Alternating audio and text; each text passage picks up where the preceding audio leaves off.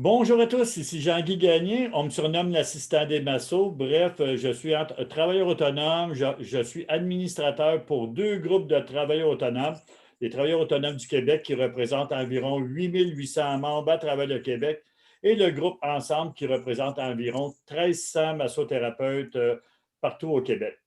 Dans les derniers jours, on pourrait dire dans la semaine passée, j'ai reçu, dans un des groupes, j'ai reçu une demande de Zoé, comme quoi qui était en train de travailler sur une étude, sur un questionnaire. Elle avait besoin de l'aide de travailleurs autonomes pour répondre à un questionnaire sur le stress. Sur le stress, tout ce que ça peut avoir au niveau de l'innovation. Qu'est-ce que le stress peut faire pour un travailleur autonome? Et moi, ça m'a interpellé immédiatement. Donc, j'ai rentré en contact avec Zoé pour dire, hey, Zoé, parle-moi de ton projet, qu'est-ce que tu veux faire et qu'est-ce que je peux faire pour t'aider.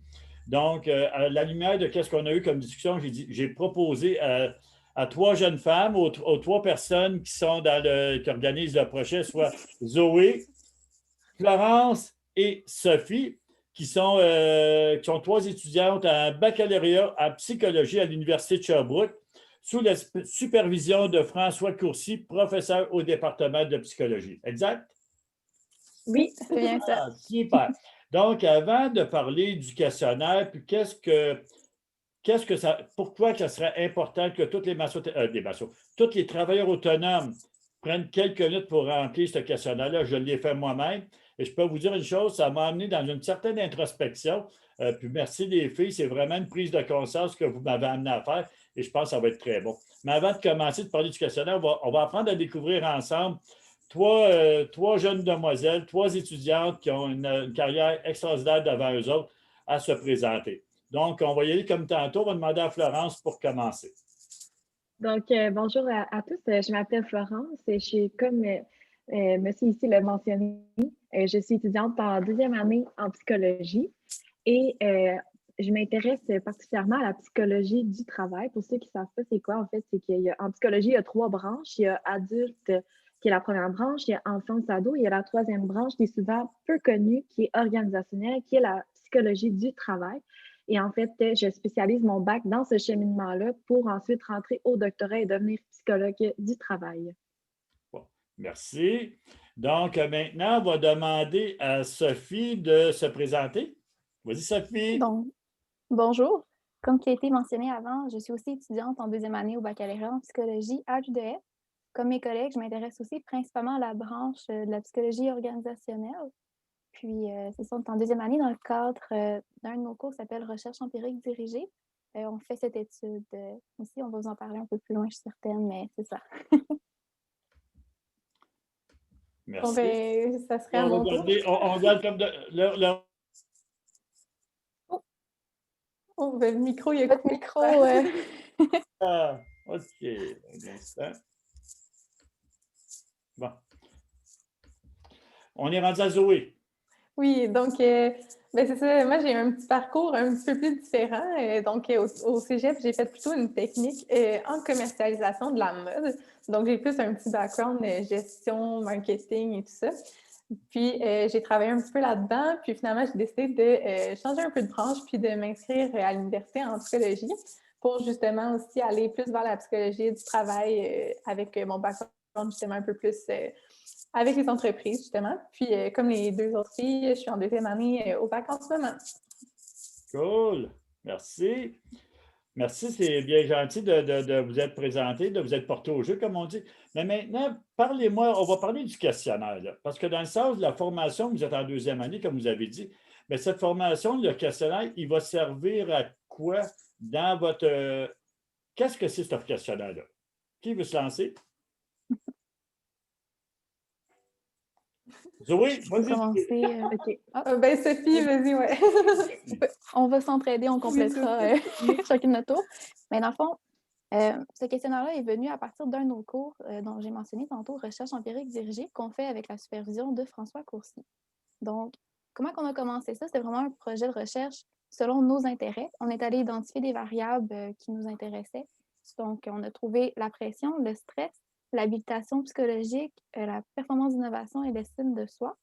Donc, avec ça, après ça, on est allé sélectionner des questionnaires qui allaient évaluer ces variables-là. Donc, on est en pleine période de recrutement en ce moment. C'est pour ça qu'on a besoin de travailleurs autonomes pour remplir le questionnaire. Puis c'est par après qu'on va vraiment aller évaluer les relations qui sont possibles entre ces variables-là. Parfait. Si vous me permettez, j'aimerais ajouter pourquoi, en fait, on a choisi les travailleurs autonomes, parce que ça vient des décisions que c'est nous qu'on a prises. On a vraiment carte blanche. Pourquoi on a pris les travailleurs autonomes? Dans le fond, toute recherche commence avec une genre de faille dans la littérature, donc un manque d'information.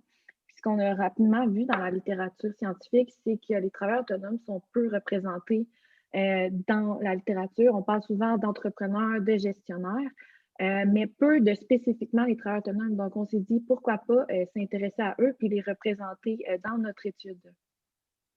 Wow. Zoé, as-tu quelque chose à rajouter? Honnêtement, non. Je trouve que c'était super bien dit. Donc voilà. Cool. Et là, maintenant, ce questionnaire-là, ça fait depuis combien de temps vous l'avez lancé sur le marché sur le marché, autrement dit, à la recherche en recrutement, comme a dit Sophie? Ma mémoire est bonne, c'est le 6 janvier. Dans Oui. ces eaux-là, ouais. Ah, donc, ça fait rien qu'à peu près 2 semaines. Est-ce que, façon de parler, vous avez eu, à date, aviez-vous une réponse? Avez-tu bien répondu? Oui, ben si je peux me lancer un peu, c'est ça, Oui. ça fait 2 semaines là, environ là, qu'on l'a lancé. On a quelques réponses. On s'est lancé un petit peu dans les Facebook Ads, donc pour nous aider un petit peu à démarrer le tout. C'est ça, on a eu quelques réponses, mais on est encore, pas super loin, mais on est encore loin de notre objectif, là, en fait. Donc, c'est pour ça justement que cette semaine, on a donné un gros boost de marketing, si je pourrais dire ça. Donc, on s'est mis à écrire à plus de pages, justement, de travailleurs autonomes et tout ça pour aller chercher le plus de répondants possible. Parfait. Et c'est quoi l'objectif pour vous, que vous pourriez être satisfaite du nombre que vous avez obtenu? C'est quoi, avez-vous une idée en tête d'un montant, d'un nombre? Oui. Et Vas-y, en Carole. fait, tout est scientifique, donc c'est basé sur un calcul pour que notre étude soit puissante, comme on dit en psycho. Ça nous prend à peu près 85 participants. Donc, on s'approche tranquillement de ça, mais on est encore loin de cet objectif-là. OK. Donc, avec 85, là, ça permet d'avoir une certaine crédibilité dans les études. Mhm. Et Cool. c'est sûr que comme dans n'importe quelle recherche, le but, ça va être d'avoir le plus de participants possible. Ça aide encore plus à l'étude. Donc, oui, c'est ça, parce que dans le sens, on ne se limite pas à 85, là. Oui, c'est le minimum. C'est un début. C'est un bon début. C'est un bon Ouais. début. Puis, dans le sens, y a-tu quand vous dites des travailleurs autonomes, est-ce que vous avez vous aimeriez toucher un petit peu à tout type de travailleurs autonomes ou dans toute catégorie confondue? Ça doit être ça que vous visez, là. Oui, C'est juste le ben critère d'être travailleur autonome? oui, c'est ça. Ben, tu sais, dans le fond, au début, je pourrais dire, on avait commencé dans la littérature à voir beaucoup sur les entrepreneurs.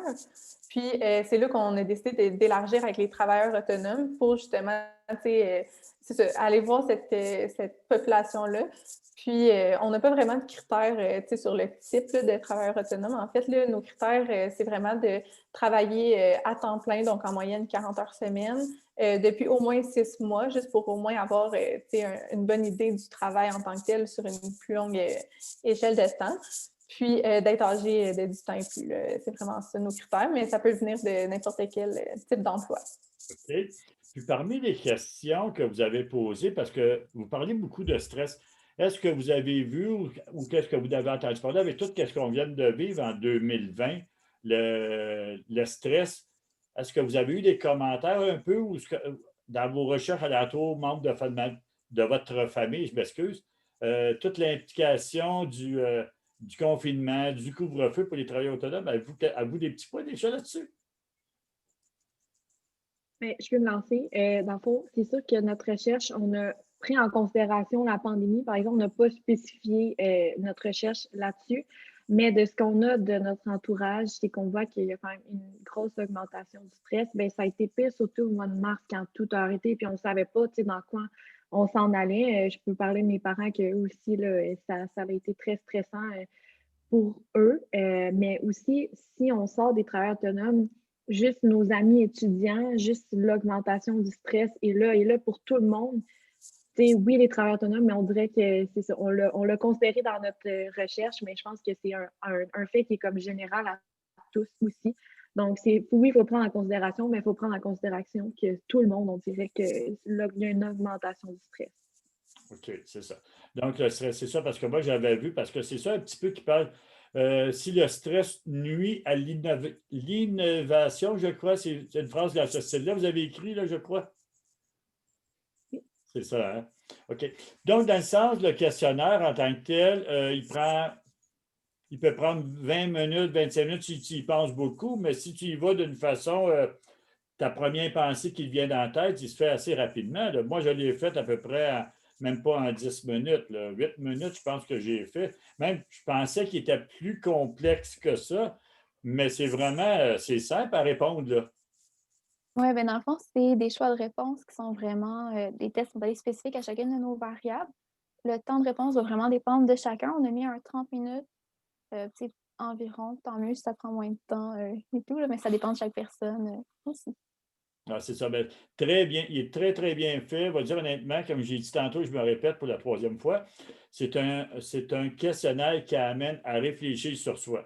Donc, tout de suite à partir, ça nous amène, nous, les travailleurs autonomes, à réfléchir sur nous, mais aussi des personnes comme vous autres à nous faire, à nous donner une bonne aperçu de votre résultat. Et vous prévoyez quand de remettre, on peut dire, votre rapport?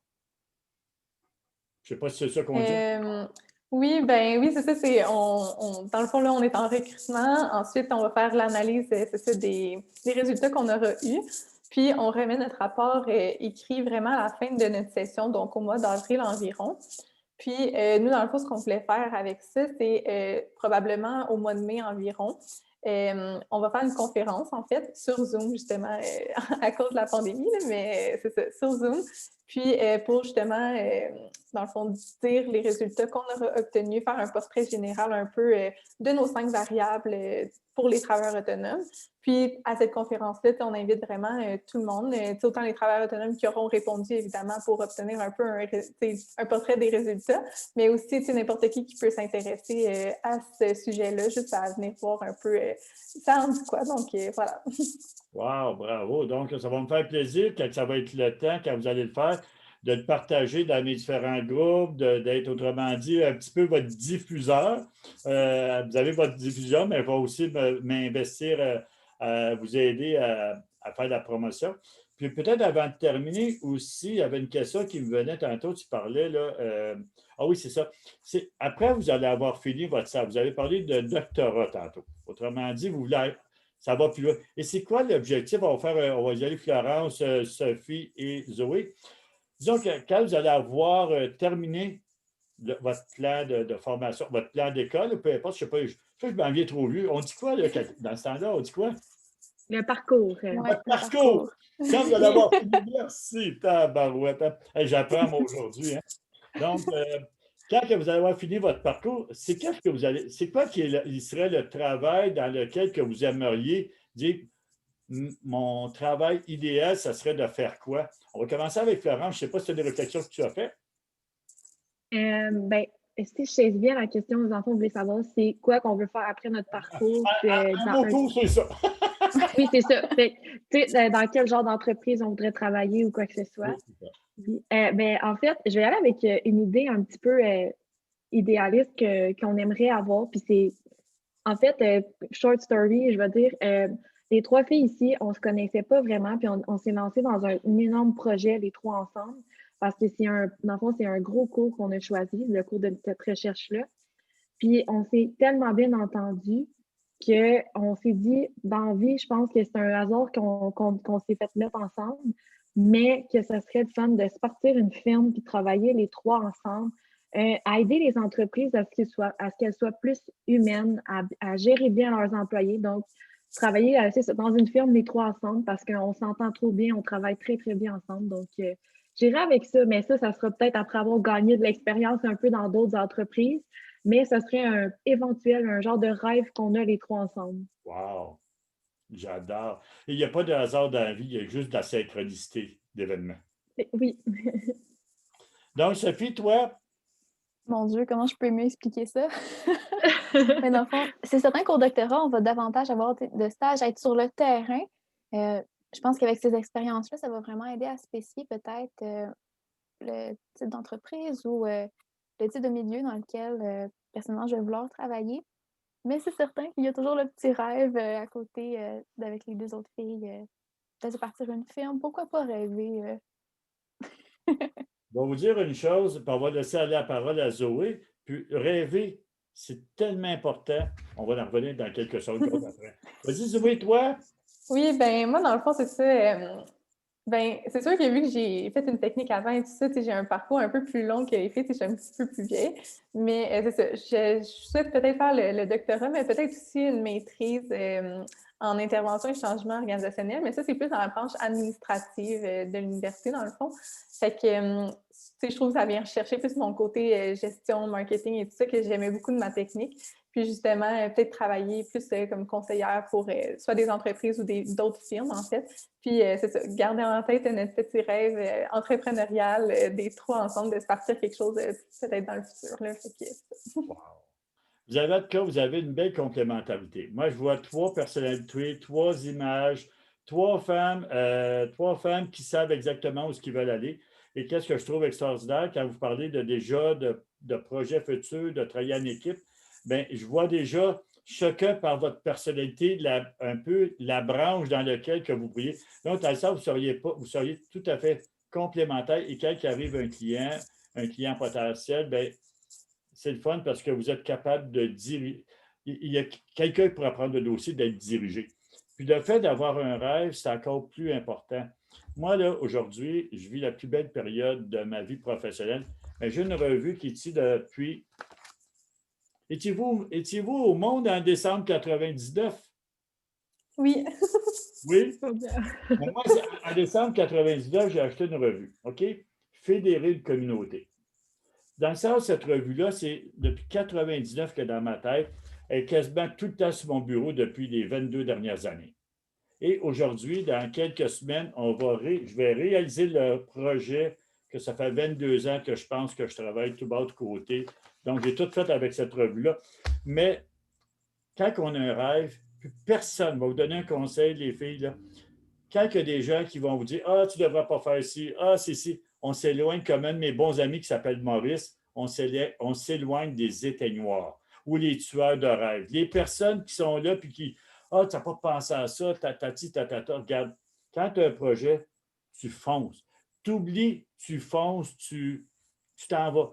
Parce que dans le sens, c'est bien mieux d'avoir des projets puis de ne pas le réaliser que d'avoir un projet puis de ne pas le faire puis de dire j'aurais donc dû. Tu comprends? Donc, ça, c'est la meilleure chose. Vous avez un projet, y aller. Puis une autre chose qui est importante aussi quand on est travailleur autonome, peu importe dans la vie, peu importe, c'est toujours Maurice, c'est un massothérapeute, un vieux sage de 30. Excuse-moi, Maurice, si tu écoutes. Un homme sage et non un vieux sage, même si on est de la même âge, on s'agace toutes les deux. Là. C'est dans le sens, Maurice, il y a 3 mots qui gèrent sa vie. Conscience, décision, action.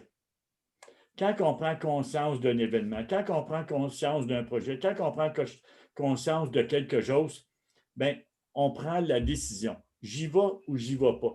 Si on se met trop à y réfléchir, ça veut dire qu'à un moment donné, on rentre des choses, on rentre des affaires et on ne le réalise pas. Quand tu prends conscience de où ce que tu vas aller, quand tu prends la décision de où ce que tu vas aller, bien, tu passes à l'action. Peu importe qu'est-ce qu'il y en est, tu t'en vas. Et ça, c'est un peu la philosophie de beaucoup de travailleurs autonomes. Conscience, décision, action.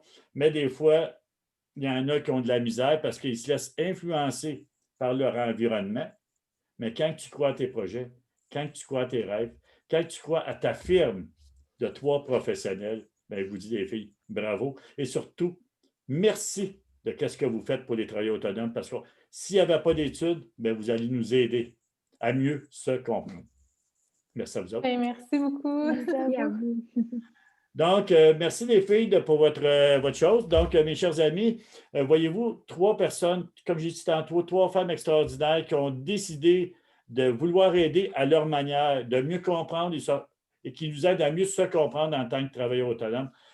Florence, Sophie et Zoé, 3 personnes qui étudient la psychologie qui vous demandent de prendre quelques minutes, 5, 10, 15, 20 minutes, 30 minutes au maximum, mais de prendre quelques minutes et de remplir ce questionnaire-là qui va être bénéfique pour eux autres, mais qui va être bénéfique aussi pour nous, les travailleurs autonomes, parce qu'enfin, quelqu'un s'occupe de nous. Hein? C'est-tu beau, ça? Merci, les filles. C'était très, très, très apprécié. Puis je suis contente. Puis on va se tenir au courant. On va rester connectés ensemble. Puis regarde, c'est un programme extraordinaire que vous avez. Encore une fois, merci. Et merci à vous autres d'avoir été là. Ciao. Merci. Merci. Bye.